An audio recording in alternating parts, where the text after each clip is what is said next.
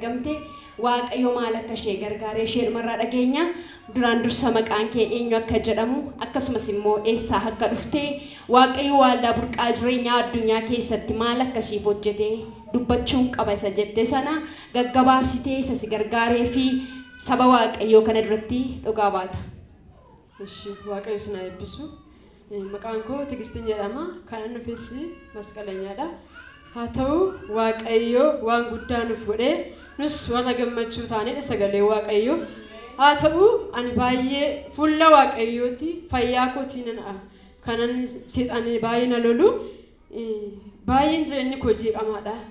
haa ta'u jalqabatti taayiltuun ture mana waaqayyo keessatti baay'ee nan tajaajila. haa ta'u eegan tajaajila addaan kuteeti seexanni akkuma isaa olitti waaqayyo bira afurri hamaan inni isa waraan isatti argame akkuma jedhu sana afurri hamaan waaqayyo bira akka waan natti argameettidha kan natti dhaga'amu jechuudha. sana duratti afurri hamaan na keessaa isin iyyuu indoomani namaaf hin kadhadha malee takkaa na keessaa afurri hamaan iyyuu jechuudha. garuu mi'a waaqayyo isa waaqayyo sana natti laate lafa kaa'uu korraan kan ka'e harki waaqayyo na dha'ee baay'ee jireenyi koo fuula waaqayyootti nan bullaa jechuudha. sababii sanaaf afurri hamaan jireenya kootti argamee baay'ee jireenyi koo na lola ture jechuudha. baay'ee waggaa tokko akkasitti baay'ee jeeqamaan ture. haa ta'u waaqayyo waldaa kana keessatti kan inni naaf hojjete waan baay'eedha. karaa nama waaqayyo gooftaan isaan eebbisu ammallee afurri waaqayyo isaaniif haa dabalamu. karaa isaanii goree waaqayyo wantoota gurguddaa waan baay'ee naaf hojjete. innis gadaamessuma koo kanarratti baay'ee miidhaa nama ture jechuudha. jalqabatti si'a lamadha kan garaa kee ana ba'ee daa'ima jechuudha. waldaa kana jalqabatti dhufee namni waaqayyo naa kadhatanii as ba'ee naani baay'ee afurri hamaan na keessa takkaayyee ba'ee hin beeku gaafas na keessaa ayyee ba'e.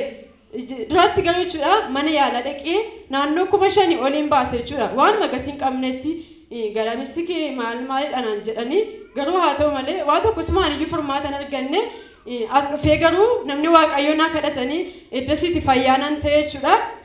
guyyaa tokko immoo abbaa manaa kootti jechuudha akka balbatti ittiin himu sababiin isaa inni raajii faatti madhu isaan siifaa kadhatan waan naan jedhuuf yeroo hundumaa immoo isaan gaafa naa kadhatan dhugaadha allama 5 irra deddeebi'ee naa kadhatan namni waaqayyo jechuudha.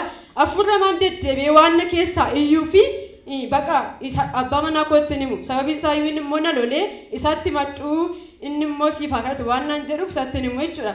sababiin isaa afurri hamaan kana keessaa iyyuu na sodaadha jechuudha. baqa saba waaqayyo fuulduratti yeroo hundumaa sababii kanaaf guyyaa sana callisee nan dhufee garuu dhugaa baay'ee na dhukkubaa jechuudha. eeguma narraa ba'ee booddeetti ammas deebi'ee ammas na dhukkubaa jechuudha. naa achumaani namni waaqayyo as keessa deddeebi'anii utuma kadhatanii dhufanii harkaan na qabaniitu anaan garuu baay'ee dhukkubaa ture. dhufanii harkaan na qabaniitu garaa kee kana qabadhu naan jedhan.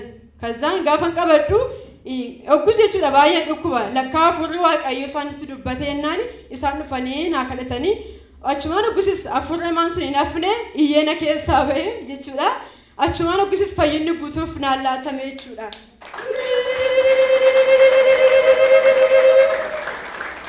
haleluuyaa galanni guddaa waaqayyoof haa ta'u. namni waaqayyo mormu hin bullaa'edha sagalee waaqayyo dhugaadha. namni ani hojii waaqayyo dhiisu koraan kan ka'edha akkas kanan lolamu eengaddas immoo addana dhufeera jechuudha. baay'ee na dhukkuba jechuudha dhugaadha. ammas baay'ee ammas gadaamessi koo kun baay'ee haga du'aatti dhugaadha. namni dubartoonni baay'een hin beektu akkaataatti nama dhukkubu baay'ee baqa amma du'aatti na dhukkuba jechuudha dhugaadha. waaqayyo duwwaatu beeka. isaan garuu fuula waaqayyooti yeroo baay'ee naa kadhatu naa dadhabu waaqayyo wajjin hin ta'anii ani garuu dubbii waaqayyo dhugaa waaqayyo nan dhoske. dhugaa ba'uun immoo nama waaqayyoof gatii kaffalla miti joo dhugaa kan nu galuu qabu ofii keenya akka fayyinni keenya fixaan akka ba'uuf malee fayyinni waaqayyo dhibbaan dhibbatu waldaa keessatti akka guddatuuf mul'atuuf malee waan biraa miti nama waaqayyoof ofumaan goonu jechuudha.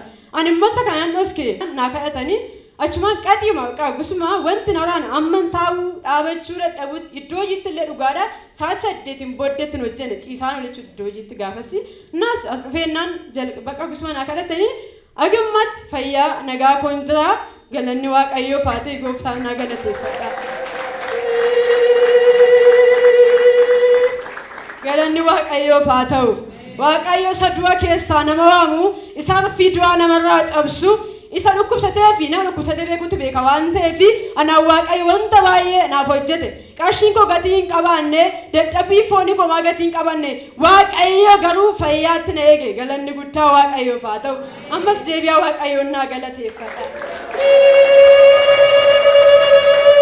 Hallelujah.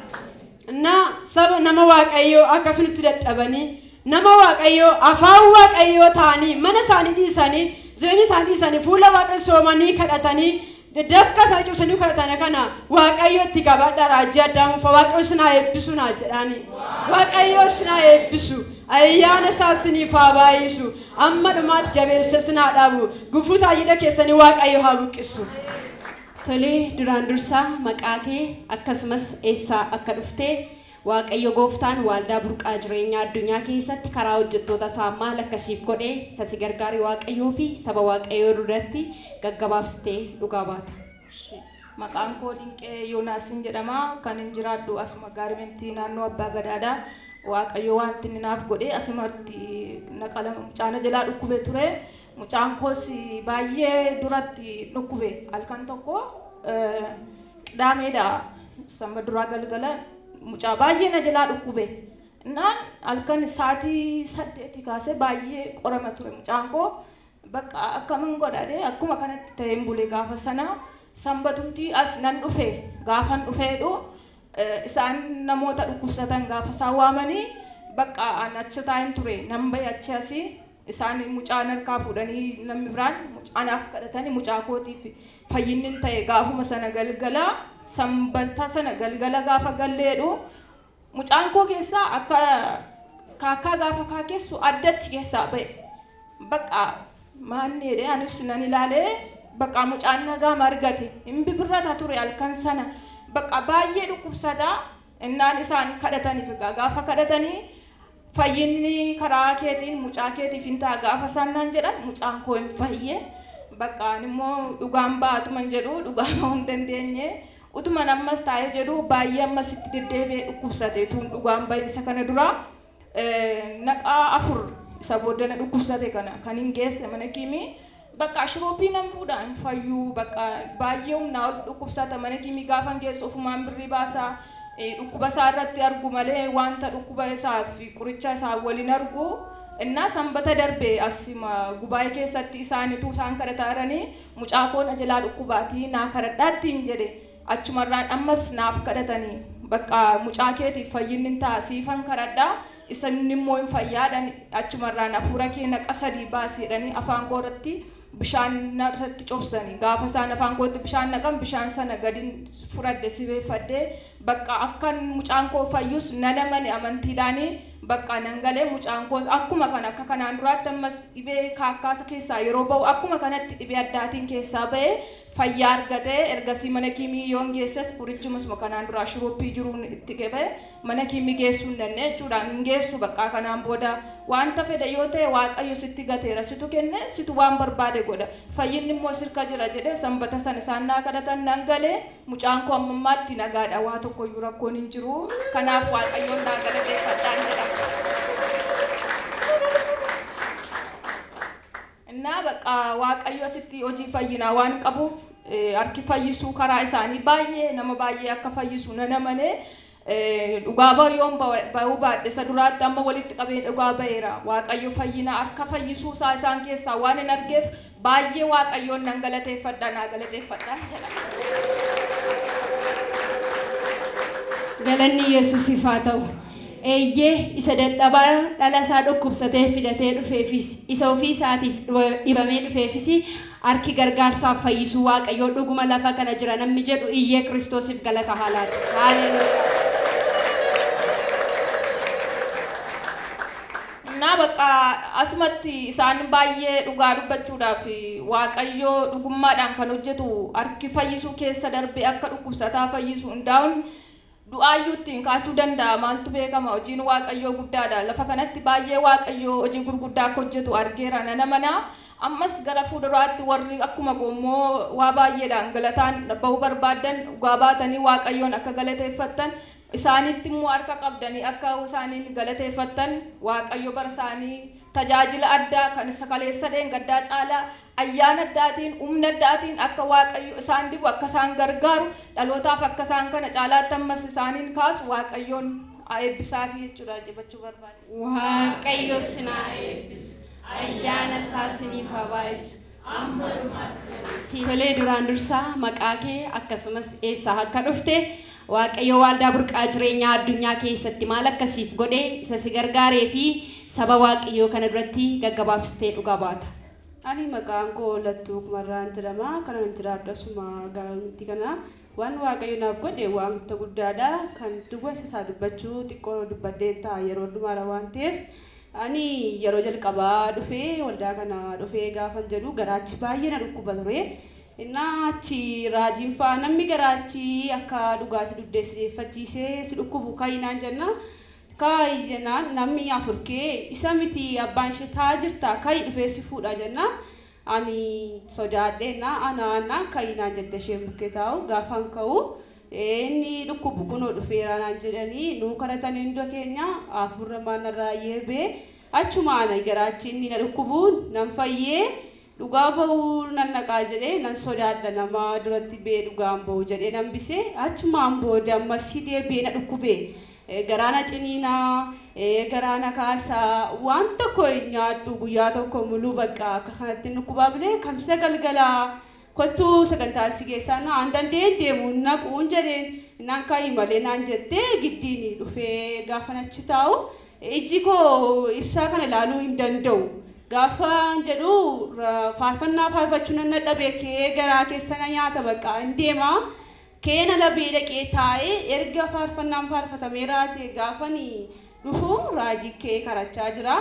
Dhufeen xiggiitti hirkadhee bakka hirribuma du'aa sana natti buuse akkan ta'u wallaalee ofiin nadhabaa innaa raajiin lallabaa turanii karannaatti kaanii lubbuun garaa ciniinnaa rakkattu jirtaa jenna mucaan dhiiraa tokko kee hinkoo na isheen immoo kaayi si naan jette naanoon ka'u nan sodaadha kaayi beenuu si maal ta'a naan jette gaafan ka'u mucicha wajjin nuu kadhatanii garaa ciniinnaa inni silaa hirriba du'aa natti buusu asumatti naqee dhaabbattee afurra maasitiyyee na keessaa bee nagaa koontee sangaleeraa takoo nyaadhee nan rafee gaafan halkan kee ilaaluu nan dhukkubu kanaaf waaqayyoon naa galateeffadha.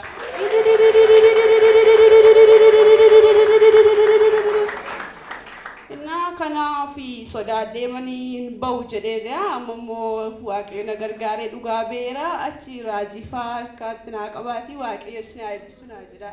Waaqayyo si naa eebbisu. Ayyaana isaa siniif habaaysu amma dhumaan jabeessee sinaadha.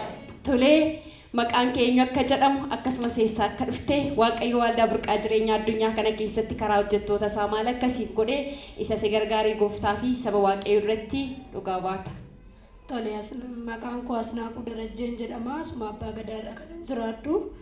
Ani guyyaa tokko bakka guyyaa sadiif garaan koo na dhukkuba ture na bokoska bakka akka nama garaadha qabu sanitti na bokosa minaan nyaachuu hin danda'u qoonqotto tombee la'uu garaan koo bakka na bokoka minaan hin nyaadhu guyyaa sadiif achi ganama nan dhufa jedhee daa'ima koo dhiqee nan ba'a yeroon jedhu daa'imni rafee manaa ka'uu didee akka sa'a 5 agabuu fuudheen deemu jedhee mana hafee bakka achi kasaatii akkuma ta'in ittiin otuma na dhukkubuun jabaadhee uma dhufee xiqqii sanirraan taa'aa ture bakka baay'ee mana dhukkuba garaan koo kun na bokossaa danda'een taa'u achi daa'ima abbaa manaa kootti kenneen hirkadhee taa'aa girgiddaatti dadhabe bakka akkasittiin addaa jedhee ta'a malee na bokoka garaan koo akkas bakka nama 6-4 ga'e na fakkaata achi bakka yeroo raajiin namoota kakaasanii kadhataniif waaqayyo ijji keenan arguu laata maaliif hin jedha nan kadhadha bakka ofuma koo keessatti maali waaqayyo anaan nan agartu hin jedha yeroo isaan namoota baay'ee kaasanii too'i kadhataniif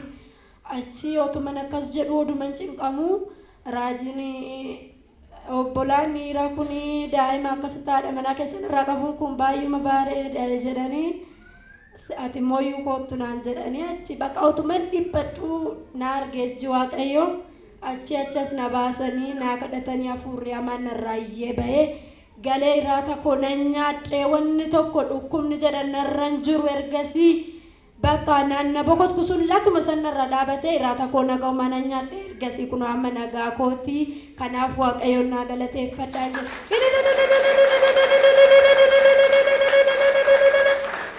dhaabbanni akkasittiin dhugaa baanu qalbii fakkaata garuu yeroo sanitti baay'uma ulfaata dhugaa waaqayyoo kanaaf raajitti harka keessan kaasatti waaqayyo sinaa eebbisu naa jedhani waaqayyo sinaa eebbisu ayyaana isaa siniif haa baay'isu amma dhumaatti jabeessee sinaa dhaabu.